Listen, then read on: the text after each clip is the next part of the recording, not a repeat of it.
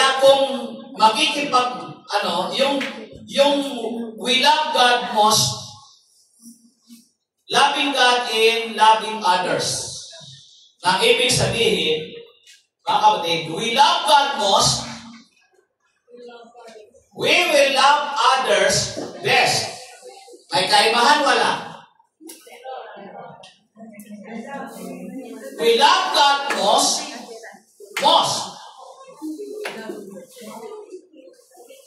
But we will love others best. Think about it. Yung pinaka-most sa Panginoon. Pero sa other people, sa kapwa mo, best.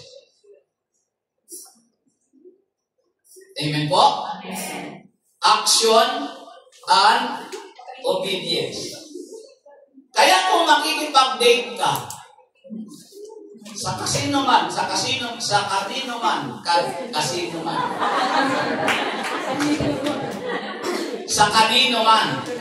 Kayo nga dito.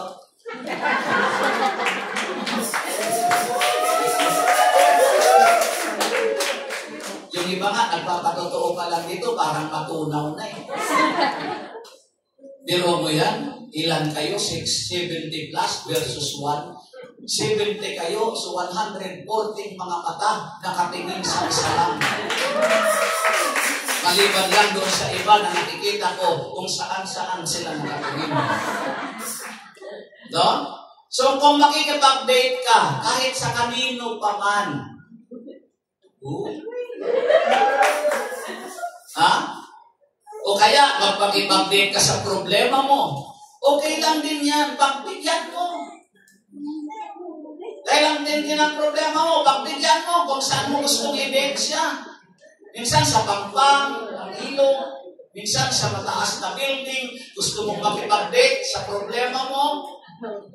Habang hindi mo siya nasusod, tinitingnan-tingnan mo yung lalim.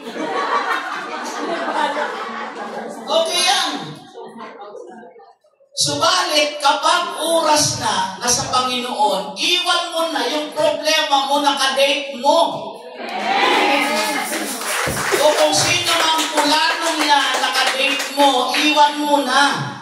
Pag oras ng para kay Lord. Hindi tama yung tinutuunan mo ng pansin ang ka-date mo ng higit pa. We love God most. Kung mayroon kang gustong pagtuunan, okay.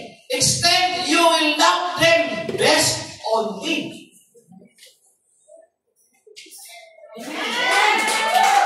Hindi tama yung tinutuunan mo na ng pansin. Ang problema mo din, nag-stay ka na sa Kanya. Kadate mo lang yun. Maglaan ka lang ng oras para sa Kanya. Pinapayagan na kita, entertain your problems. Huwag mo siyang takasan. Kasi hahabulin ka niya. Harapin mo siya. Deal with them. Kung ano yung mga problema yan, harapin mo. Kasi nananalig ka kay Lord na hindi ka niya iiwan. Na hindi ka niya kababayaan. Ang iba sa atin ang problema, nakipag-deal ka sa problema mo, nakalimutan mong hindi ka iiwan ng Lord. Kaya iniwan mo si Lord, nag-full time ka sa Kanya.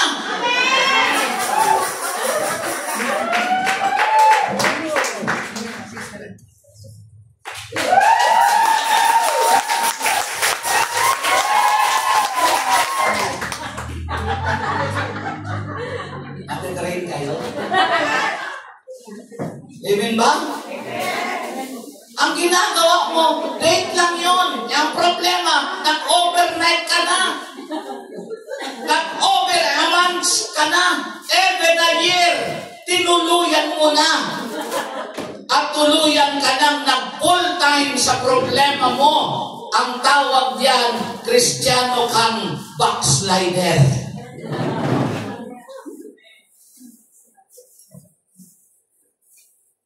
Brad, nag-a-attend man ako eh. Nangatwiran ka pa. Kaatin baga.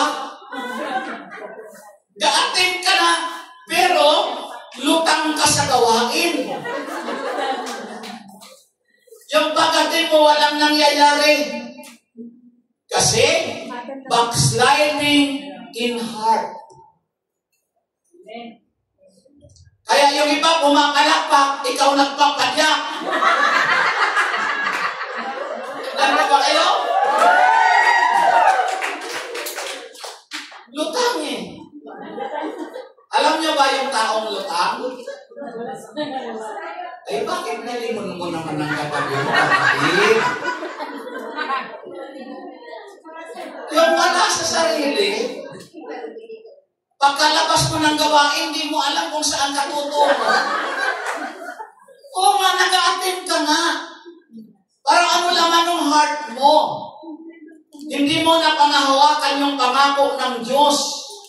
Nangangako sa iyo na kailanman di kanya itiwan.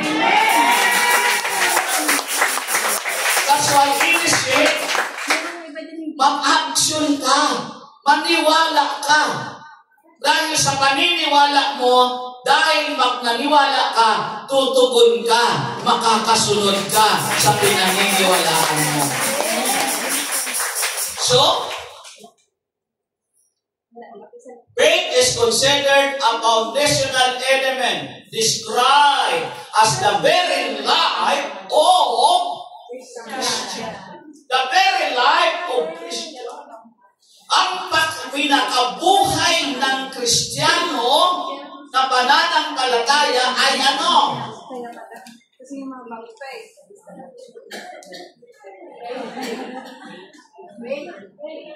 Ba't ang narinig ko, eh? So faith is considered a foundational element and described as the very life of Christian. Ang buhay ng Kristiyano ay pananampalataya.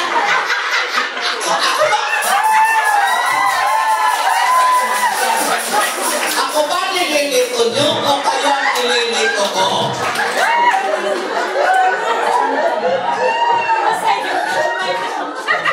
Faith is considered foundational element described as the very life of Christ, of Christian. Ano daw ang buhay ng Kristiyano? Masayang buhay. Ano yung kanta? Ang buhay ng Kristiyano ay masayang buhay. Masayang buhay. Masayang buhay. Ang buhay ng Kristiyano. Masayang buhay. Pasensya na kayo sa mga nanonood. Dito lang po kayo makakapanood sa mga outside. Ngayong preacher nagsasasayaw na sila mga nakaupo. At kung sa akin lang kasi nakatutok eh, kung ipinakita lang sila sa inyo, alam mo, nagsasayaw silang nakaupo.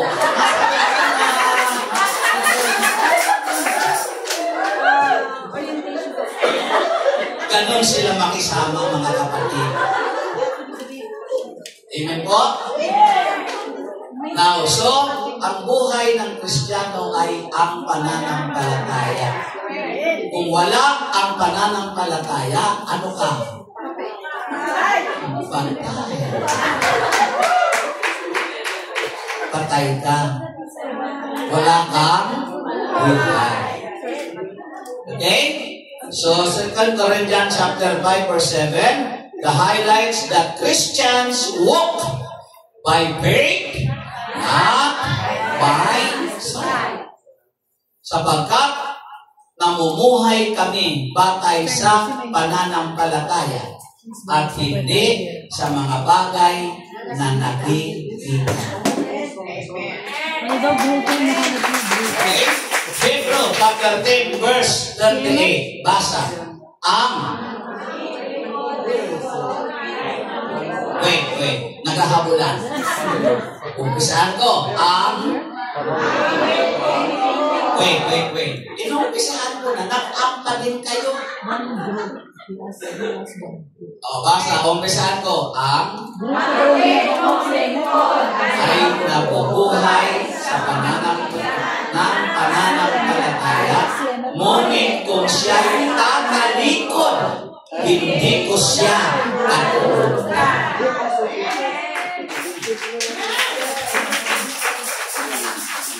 Amen ba? Ang matuwid kong lingkod ay mabubuhay sa pamamagitan ng pananampalataya. Mabubuhay. Ngunit kung siya'y tatalikod, hindi ko siya kalulugdan. Amen? Okay. Faith is alive, active, and developing. Anong ibig sabihin? Ang pananampalatayang buhay, mabisa, at napapaunlad. Ang pananampalatayang buhay, mabisa, napapaunlad. Faith is alive, active, and developing. Christian faith is not static. Sabi ng Hebrew, it's not static. It is meant to grow in mature through prayer, study of the Bible, and experiences. Hebrews 4 chapter 4 verse 12. This verse describes God's word as living, inactive, and because your faith is the fruit of the word of God. Fruit of the word of God ang pananalig mo, mga kapatid. Hello? So then, faith comes by hearing by the word of God. Inulit, mga kapatid. Comes by hearing, and hearing by the word of God. Pakikinig at pakikinig ng salita ng Diyos. So, it must not be lack of action. Amen. Andiyan pa kayo, mga kapatid. It must not be lack of action, mga kapatid. Kung ito'y buhay, dapat yan ay may gawa. Okay, so meaning sa James chapter 2 verse 17. Faith by itself, does not have work, is dead. Ang pananampalatayang salita lang, pero walang gawa, yan ay patay. Great example. Sa 1 Samuel chapter 17 verse 14-21, mababasa niyo po the young shepherd boy David.